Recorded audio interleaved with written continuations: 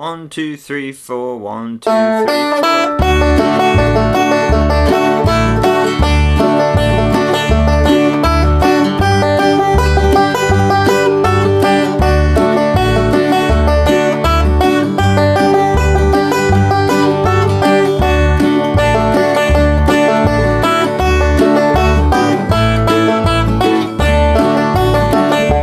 Hey everyone out there in Banjo land, Mike Heading here, coming to you today with another little mini lesson.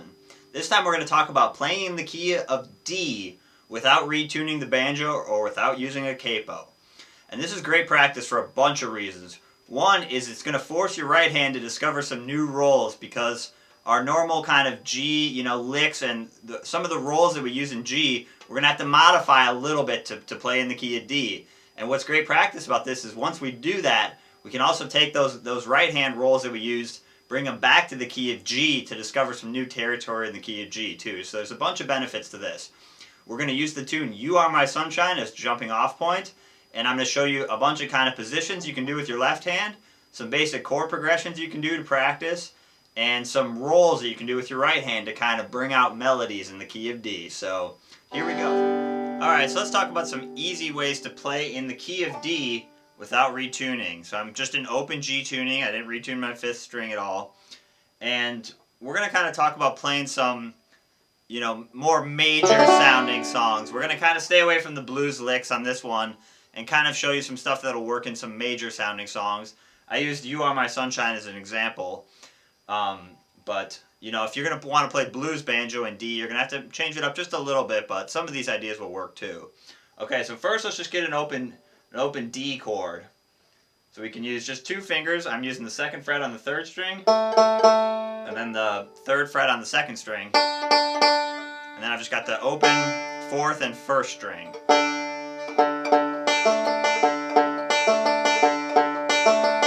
So you can do some basic rolls. That one I'm hitting the 4th string twice, and then doing middle, and then thumb on the 3rd string, and then index, and then middle.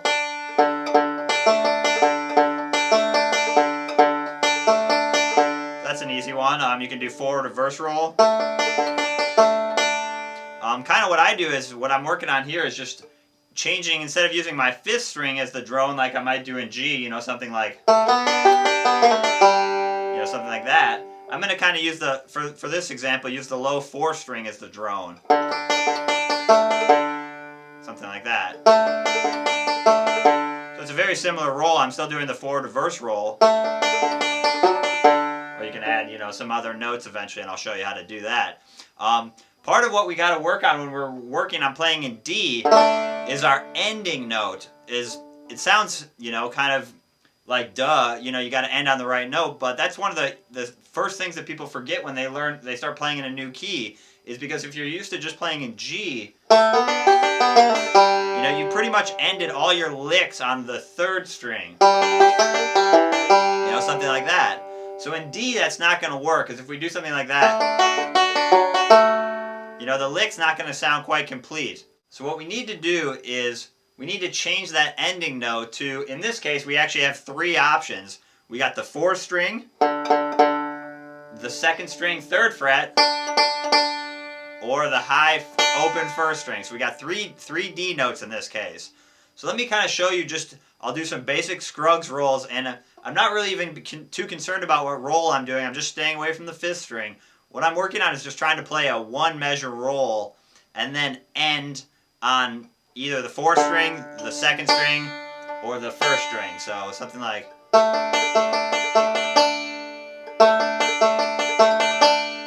or,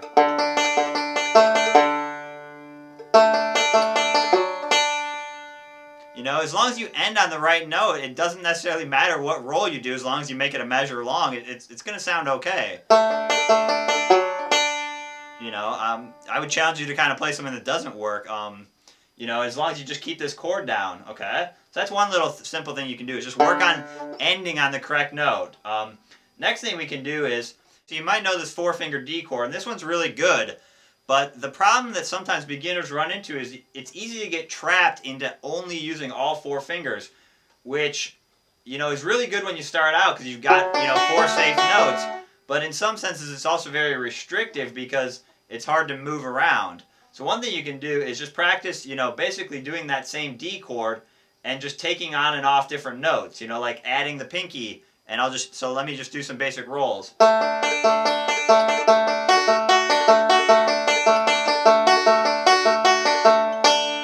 And then, like I said, as long as you end on the right note, it sounds somewhat like a lick. I'm not saying everything you're going to play is perfect, but you got to try stuff. So what I'm doing is a lot of experimenting here. You can play with a metronome or tap your foot along, and you can do 1 measure licks or 2 measure licks and start to kind of feel that length of time. Much more important than what roll you do is how much time you fill. Okay? So let me add some other notes. So basically, here's a kind of a simple trick you can use. So for when I'm playing in D, at least in this case, I'm going to use, anytime I have a 2nd fret, I'm going to use my 1st finger. Anytime I have a 3rd fret, I'm going to use my 2nd finger, regardless of what string I'm on. And anytime I have a 4th fret, I'm going to use, on the low string, I'm going to use my 3rd finger. On the high string, I'm going to use my pinky. Okay? So I'll kind of show you. So, you're basically working out of this D chord. So you can just practice on an open D and just getting some different sounds and see what you can come up with. So.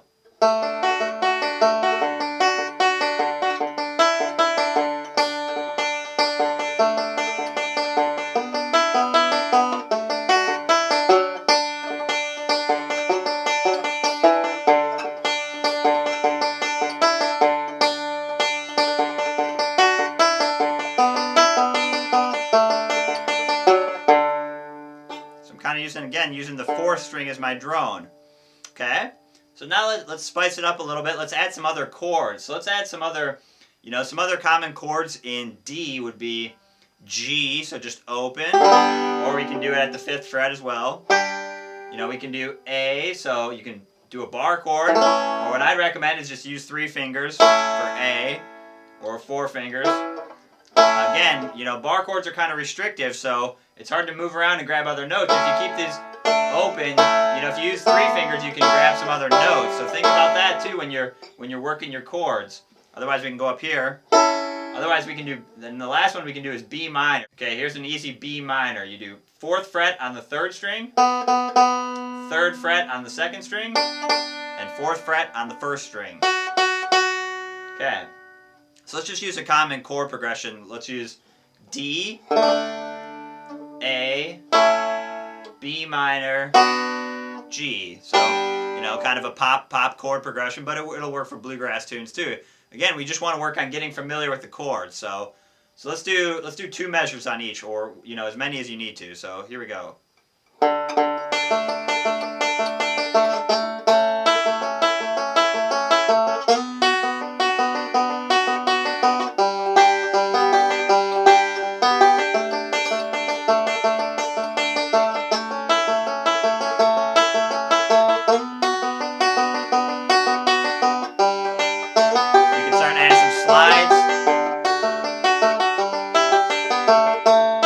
Start taking off some fingers.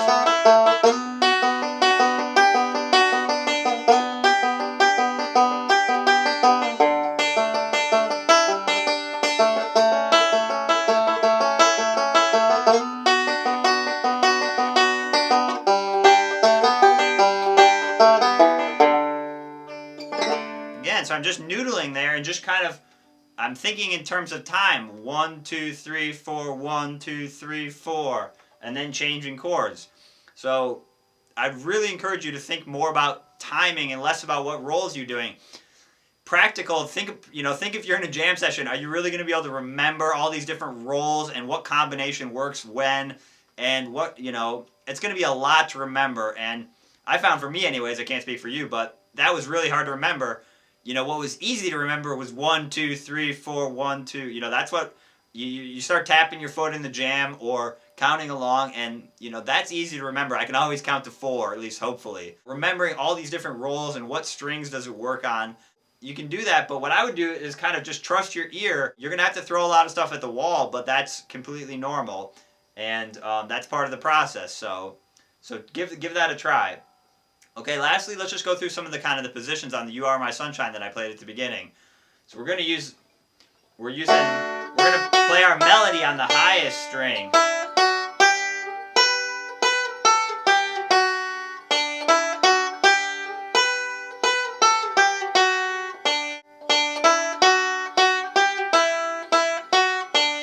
So that, that's just the simple melody. But again, we want it to sound like a banjo. So we're going to add some other notes and play a roll on top of that. So what's going to work really good for that, I'll give you some basic rolls, is we need to kind of bring out that first string, right? So the backward roll is going to work really good, So I use that one a bunch in the You Are My Sunshine song. Okay, so here's one more roll that works really good, and we're going to use it on, in this case, on the G chord of You Are My Sunshine. So we're going to do middle on the first string, and I'm on a G chord at the 5th fret, the F-shaped G chord. Middle on the first string, index on the second string, middle back on the first string, and then the 5th fret. So it's...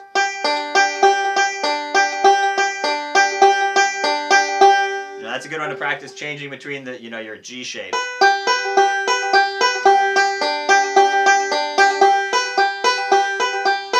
You can use that 5th string to help you move. You can use that to help you move around. You can also do it in D and substitute that 5th string for the 4th string, so you can do something like... Or even the 2nd fret of the 3rd string, you'd have to add a note there if you want to do it on the 3rd string, but it works too.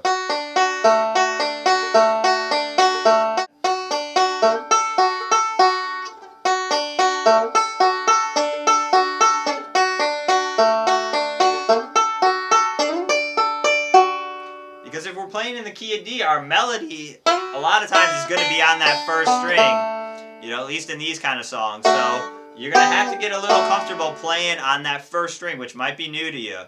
So practice moving those different fingers around.